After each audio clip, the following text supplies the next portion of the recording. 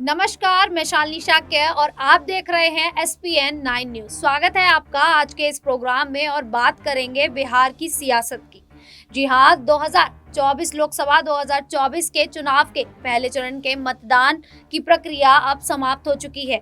लगातार अब दूसरे चरण की ओर सभी पार्टियां बढ़ती नजर आ रही हैं और चुनाव प्रचार में लगी हुई है। अब बात करेंगे बिहार की पूर्णिया सीट को लेकर, जो लगातार अपने चर्चाओं का विषय बनी हुई है।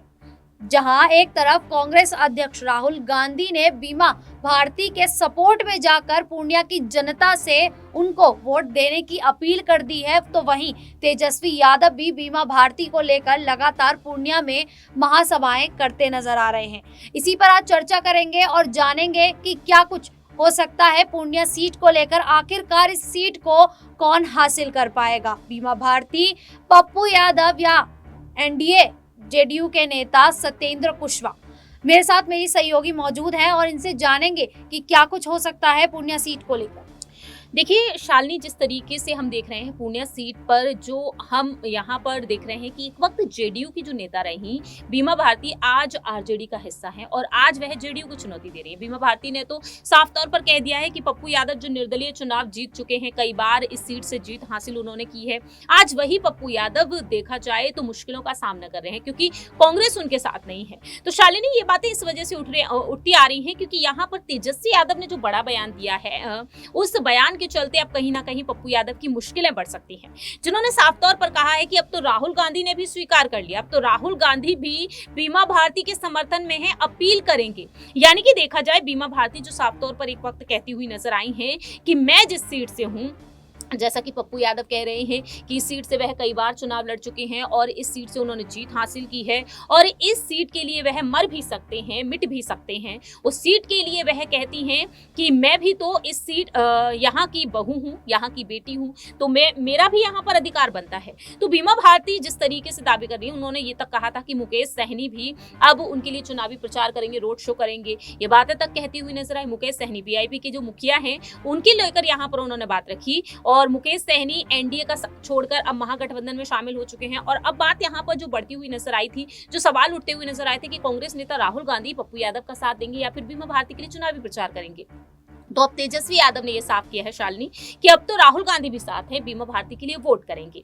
यानी कि कुल मिलाकर देखा जाए पप्पू यादव की मुश्किलें और भी कई हद तक बढ़ती हुई नजर आएंगी क्योंकि पप्पू यादव की पत्नी रंजीत रंजन जो साफ तौर पर कहती हैं कि जो मेरे पति हैं वह तो महागठबंधन को और भी मजबूत बना सकते हैं, ऐसे में यहाँ पर कांग्रेस उनका साथ देगी तो ज्यादा अच्छा रहेगा। हमने देखा था कि रंजीत रंजन के लिए यहाँ पर मुश्किलें खड़ी हो गई कि वह पप्पू यादव के लिए चुनावी प्रचार करेंगी, पत्नी धर्म निभाएंगी या फिर वह राजनीति धर्म निभाएंगे कि कांग्रेस का साथ देंगे। और बीमा भारती यहाँ पर यह भी कहती हैं कि पप्पू यादव की पत्नी रंजीत रंजन भी मेरा साथ देंगी। तो कुल मिलाकर देखा जाए अगर रंजीत रंजन भी साथ आ जाती हैं तो मुश्किलें चौतरफा तरीके से बढ़ती हुई नजर आएंगी। अब देखना यह होगा कि राहुल गांधी वाकई में वो अपील करते हुए अब आने वाले समय में बीमा भारती के लिए नजर आएंगे या फिर नहीं। ये बात तो सही है कि अब देखना होगा कि क्या राहुल गांधी सच में बीमा भारती के लिए अपील करते नजर आएंगे या नहीं। आपको इससे पहले एक वीडियो रिपोर्ट दिखा देते हैं कि क्या कुछ तेजस्वी यादव कहते नजर आ रहे हैं। देखिए, आप तो एक ही मुद्दा लेके पकड़े हुए हैं। ये जो भी बातें हैं पूर्णिया को लेकर के राष्ट्रीय जनता दल के कोटे में है, हम अपना ना प्रत्याशी देंगे, यही होता है। जनता दल यूनाइटेड के लोग बीजेपी का उम्मीदवार टिकट तो नहीं देंगे उनके सीट का, है कि नहीं? तो हम तो अपना ही उम्मीदवार बनाएंगे। और पहली बात जहाँ तक रही है, इस पे हमको ज़्यादा कुछ टिप्पा टिप्पणी नहीं करनी है। हम पूर्णिया जा रहे हैं, वहाँ जनता के बीच अपनी बात को रख ही रहे, लेकिन ये गलत बात है जो भी लोग प्रचार करते हैं, इधर से उधर करते हैं। हमारे बारे में क्या क्या नहीं बोला गया था, कसम खाई गई थी 15 में कि तेजस्वी अगर चुनाव जीतेगा तो अब राजनीति से संन्यास लेंगे। पूछे आप, मेमोरी में आपके आया भी नहीं, तो पूछे क्यों? तो छोड़िए ना, क्या यार, कल ही ना राहुल गांधी जी अपील किए बीमा भारती जी के नाम पे। आप एक बात समझ लीजिए, तारीख अनवर गए नहीं, मेरे साथी ना कल तारीख अनवर गए थे, राहुल गांधी जी ने भेजा था। आपको एक बात समझना पड़ेगा, फर्स्ट फेज में सब लोग देश भर में घूम रहे, फर्स्ट फेज में बिहार में हम ही किए पूरा प्रचार चारों सीट पे, तो इसका मतलब क्या गठबंधन नहीं है? किनको किनको बुलाना चाहिए, लिस्टवा दे दीजिए, बुला देंगे। तो आपने देखा कि किस प्रकार तेजस्वी यादव लगातार ये कह रहे हैं कि अब तो राहुल गांधी भी बीमा के साथ है। तो अगर वही हम बात करेंगे पूर्णिया में त्रिकोणीय चुनावी मैदान की चुनावी जीत की, देखिए मैम, अभी क्या है कि पूर्णिया में जो हालात हैं वो त्रिकोणीय हैं। 3 जगह पर जो है अब 3 जो उम्मीदवार हैं वो पूर्णिया से उतरे हुए हैं। तो कहीं ऐसा नहीं हो सकता है कि अब 3 उम्मीदवार वहां पर हैं, तो जो अब ये वोट है, जहां 2 जगह बंटने चाहिए थे, अब वहां पर जनता के जो वोट है वो 3 जगह में बंटवारा हो जाएगा। तो कहीं ना कहीं इससे पप्पू यादव की मुश्किलें और ज्यादा बढ़ सकती हैं। वाकई बढ़ सकती हैं और बिल्कुल बढ़ सकती हैं, क्योंकि अभी इस वोट बैंक के बारे में बात कर ली जाए, बीजेपी के बारे में बात कर ली जाए, बीजेपी ने इस बार जो दावपेच खेला है बहुत सोच समझ कर खेला है। सबसे बड़ी बात तो यहाँ पर है नीतीश कुमार का साथ मिल जाना। बिहार में हमने देखा है कि नीतीश कुमार कितनी बार मुख्यमंत्री बने और जो पार्टी का साथ बीजेपी को यहाँ पर मिला है। इस बार बीजेपी की जो रणनीति है वो 40 की 40 लोकसभा सीटों को एनडीए की जीत हासिल कराने की रणनीति है।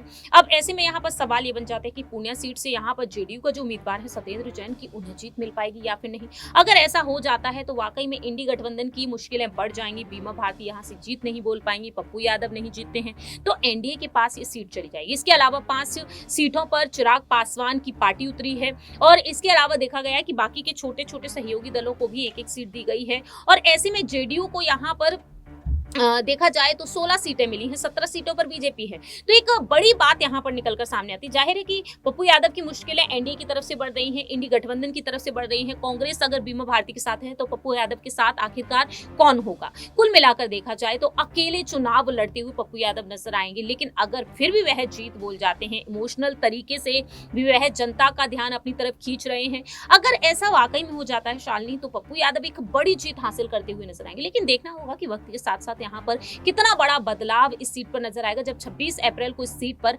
मतदान होंगे। मैम, ये तो बात हो गई पप्पू यादव को लेकर कि कहीं ना कहीं इस चीज को, मतलब 3 त्रिकोणीय चुनाव होने के कारण पप्पू यादव को हार का सामना करना पड़ सकता है। लेकिन वहीं अगर हम बात करें आरजेडी नेता बीमा भारती की, तो बीमा भारती के लिए भी एक मुश्किल बढ़ती नजर आ रही है, क्योंकि आरजेडी के जो राष्ट्रीय उपाध्यक्ष हैं यादवेंद्र यादव, उन्होंने खुले मंच पर जाकर पप्पू यादव का समर्थन करने के लिए जनता को बोल दिया है। तो अब कहीं ना कहीं ऐसा नहीं हो सकता कि इससे भी आरजेडी को काफी प्रभाव पड़ सकता है और बीमा भारती को हार का सामना करना पड़ सकता है? देखिए, बिल्कुल पड़ सकता है शालिनी। अगर आप ही की पार्टी के कार्यकर्ता, आप ही की पार्टी की नेता किसी विपक्षी दल के प्रत्याशी का समर्थन देंगे तो जाहिर है कि प्रभाव पड़ेगा ही पड़ेगा। लेकिन बात यहाँ पर कर ली जाए बीमा भारती के बारे में, जिस तरीके से तेजस्वी यादव ने एक बड़ा दाव खेला है कि कैसे भी करके राहुल गांधी को अपने साथ लाया जाए, इंडी गठबंधन की खातिर राहुल गांधी को साथ लेकर आए और अपने प्रत्याशी को वोट दिलाएं। सबसे बड़ी बात यहाँ पर, सबसे बड़ा खेल जो खेला राजद ने यहाँ पर ये खेल दिया कि बाकी की सभी सीटों पर, अपनी सीटों पर उन्होंने अपने प्रत्याशी को उतार दिया और कांग्रेस यही इंतजार करती रही कि सीटों का बंटवारा कैसे हो। तो एक बड़ी रणनीति यहाँ पर तेजस्वी यादव, लालू यादव ने खेल दी। अब आने वाले समय में ये देखने वाली बात होगी कि आप खुद तो ये रणनीति खेल रहे हैं, लेकिन आपकी पार्टी के कार्यकर्ता क्या वाकई में पप्पू यादव के साथ चले जाएंगे? अगर ऐसा होता है और जनता से एक बड़ी अपील कर देना राजद के नेता की तरफ से, उपाध्यक्ष की तरफ से, ये बहुत ही बड़ी बात निकलकर सामने आती है। अब आने वाले दिनों में यही देखना होगा कि 26 अप्रैल को जब मतदान होंगे और कुछ ही दिन, महज 1 से 2 दिन बाकी रह गए हैं शालिनी, और ऐसे में यहाँ पर पप्पू यादव के लिए राजद की तरफ से या फिर उनके कार्यकर्ता की तरफ से एक बड़ा दाव वाकई में खेल दिया गया, तो कहीं ना कहीं एक बड़ी मुश्किल यहाँ पर बीमा भारती के लिए भी पैदा हो सकती है। ये तो बात सही है कि अब कहीं ना कहीं बीमा भारती के लिए भी मुश्किलें बढ़ती नजर आ रही हैं, तो दूसरी तरफ पप्पू यादव की भी मुश्किलें बढ़ रही हैं, क्योंकि कांग्रेस अध्यक्ष राहुल गांधी ने साफ तौर पर जनता से जाकर बीमा भारती को वोट डालने की अपील कर दी है।